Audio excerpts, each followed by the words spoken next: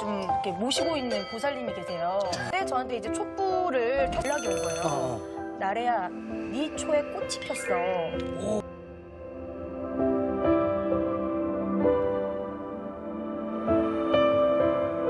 안녕하세요. 백운산 신전의 장금보살 인사드리겠습니다. 네, 여러분 모두 잘 지내고 계시죠? 낮에는 날씨가 너무 더워서 정말 돌아다닐 수가 없을 정도로 날씨가 더워요. 이런 계절에는 항상 건강 조심하시고요. 오늘은 맨날 이야기를 했어요. 이것이 좋다, 저것이 좋다 이렇게 말씀을 드렸는데요. 오늘은 제 얘기를 좀 할 거예요. 지도 안 해보고 남들 보고 하라고 하면은 저는 거짓말쟁이가 되는 거죠. 저는 굉장히 많은 힘든 일을 겪었는데 몇 가지만 제가 말씀을 드리고자 합니다. 저는 태어날 때부터 생존율 1%였습니다. 네, 왜냐면요, 저희 어머니가 제가 임신한 줄을 몰랐어요. 그 시대에는 병원도 많지 않았고 서울에 적십자병원이라고 병원 하나가 있었어요. 근데 어느 날 엄마가 배가 아픈 거예요. 배는 불러오고. 그래서 병원에 찾아갔다고 합니다. 근데 병원을 계속 찾아갔는데 병원에서 뱃속에서 혹이 하나 자란다는 거예요. 임신인 줄 모르고 혹으로 자란 겁니다. 그래서 병원에서 혹을 띄는 약을 계속 먹었겠죠. 8개월 동안 먹었어요. 9개월째 병원에 가니까 띄는 약을 먹었는데 계속 이렇게 커지느냐, 병원 의사가 하는 말이 아이고 임신입니다. 혹이 아니었습니다 라고 얘기했어요. 지금과 같은 상황에서 이런 일이 났으면 아마 난리 났을 거예요. 근데 뱃속에 있는 저는 아마 죽지 않으려고 간절히 이 생명줄 하나 1%의 끈을 잡고 계속 매달리고 있었던 것 같아요. 제가 이렇게 온전한 모양으로 태어난 것만도 저는 감사드립니다. 예. 그러고서 태어났어요. 살면서도 저는 항상 절대 내 것을 놓치지 않으려고 항상 늘 노력하고 살았어요. 7남매를 낳으셨기 때문에 제가 6번째입니다. 엄마는 아들이라서 좋고 큰딸은 큰딸이니까 그렇고 막내딸은 막내딸이라고 안쓰럽고 저는 늘 제 위치가 없었어요. 다 양보해야 되고 그냥 가만히 엄마가 시키는 일 해야 되고 이런 상황이었는데요. 저는 그렇게 살지 않았습니다. 내가 선택을 한 거죠. 난 하고 싶은 게 있거나 가지고 싶은 게 있으면 엄마한테 달라고 그랬어요. 차별을 하면 난 얘기를 했어요. 손가락 깨물어서 안 아픈 손가락이 있을 거예요. 저는 이렇게 엄마한테도 대들었고 옛날에는 아버지 숟가락이 이렇게 왕숟가락이라서 굉장히 컸거든요. 그 숟가락으로 머리 한 탁 맞으면서도 그러면서 내 할 말을 꼭 다 했습니다. 지금도 그래요. 지금도 내가 할 말을 못하면은 난 가슴에 담아져 있으면 병이 날 것 같아.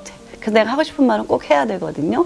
어렸을 때도 좀 몸이 약해가지고 삐짝 말랐어요. 근데 태어날 때부터 삐짝 말라가지고 근육이라는 게 하나도 없어요.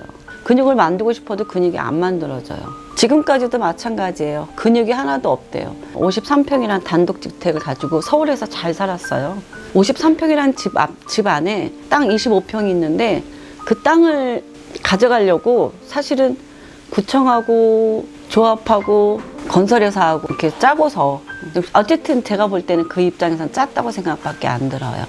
우리 엄마가 거기 혼자 계셨는데 엄마가 한 분 계셨다는 이유로 아무도 진실을 얘기해 주지 않는 거예요. 불부합지 땅을 조금 한 몇백 평을 밖에 안 돼요. 그 줄기를 치면 한 300~400평 정도 될 거예요. 이 300~400평이 들어가면은 아파트에 한 동이 들어간대요. 그러니까 엄청난 금액의 차이가 나거든요.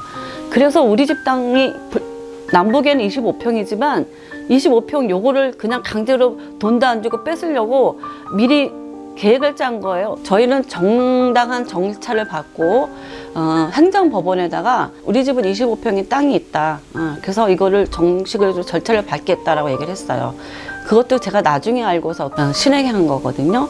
그랬는데 그 와중에 비가 오는 5월의 어느 날이었어요.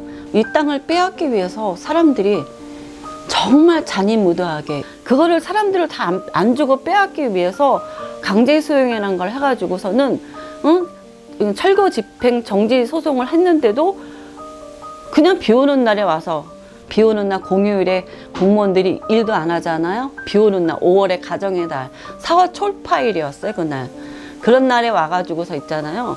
그때 당시에 준이라는 깡패 용역 업체 하면은 아주 무서운 놈이라고 소문났죠. 깡패랑 철거용이라 비 오는 날이니까 다들 우산을 썼죠. 경찰서랑 그다음에 공무원 담당들이 다 하고서는 우리 집을 강제로 철거한 거예요. 우리를 길바닥으로 내쫓고 강제로 우리 가족들 전부 다 애기들하고 이렇게 내쫓고 강제로 철거한 거예요. 나는 대한민국에 이런 일이 있었다는 사실 근데 정신을 차려보니까 현실이에요. 그 당시 저희가 할 수 있었던 거는 그 비 젖은 옷을 갖고 청와대를 찾아갔어요. 근데 마침 청와대에 그 출입 기자들이 한 차 탄 사람들이 있었는데 우리가 앞에 들어가서 호소를 하려고 했더니 청와대 앞에 옛날에 못 들어갔잖아요. 그 사람들이 그 기자들을 빨랑 내보내고 우리를 쫓은 거예요. 여러분들 경험해 보시면 아시겠지만 법적으로 처리하라 보면 청와대에다가 내용을 보내고 어디다 내용을 보내고 또 이렇게 국민고침 처리에 내용을 보내도 거기서 다 구청에다 처리했으면 구청에서는 법대로 처리했다고 그래요. 그럼 우리가 어떻게 할 도리가 없어요. 그때는 지금처럼 핸드폰도 없고 영상도 없고 추력 같은 것도 딸 수도 없어요. 당해버린 거예요. 그래도 제가 그 와중에 자료를 많이 모아놨어요. 그 25평에 대한 자료가 원래 근거지가 어떤 건지. 그래서 서울시장도 만나고 했는데 그건 원래는 우리 땅인 거예요. 지적도상에는 나와 있지 않은 불부합지지만 항체 도면에는 보면은 나오는 땅이에요.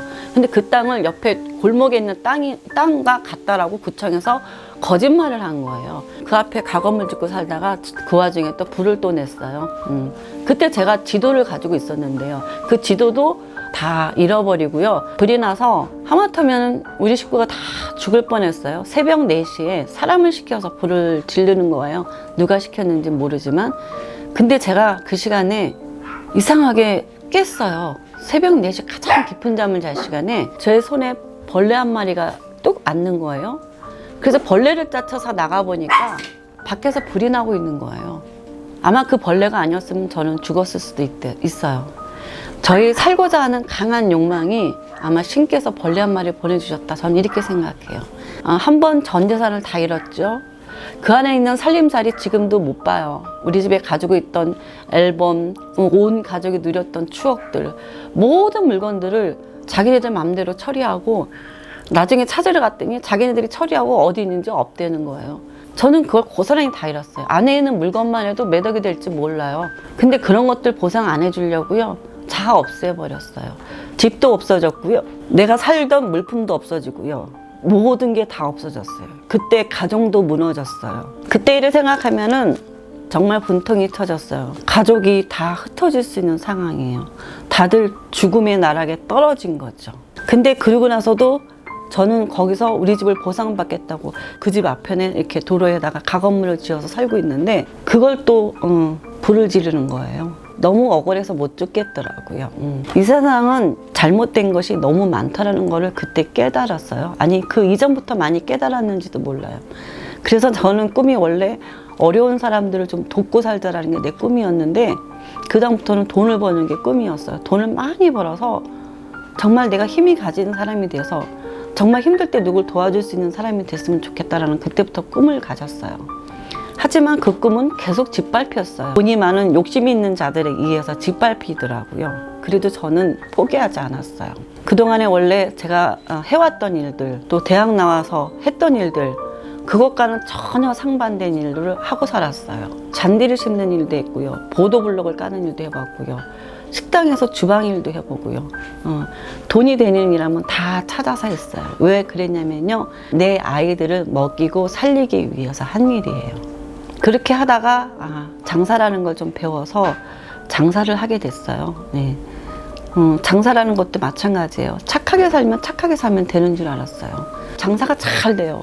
저는 열심히 하기 때문에 제가 뭘 하면 잘 됐어요. 장사가 잘 되는데 거기서 또 불이 났어요.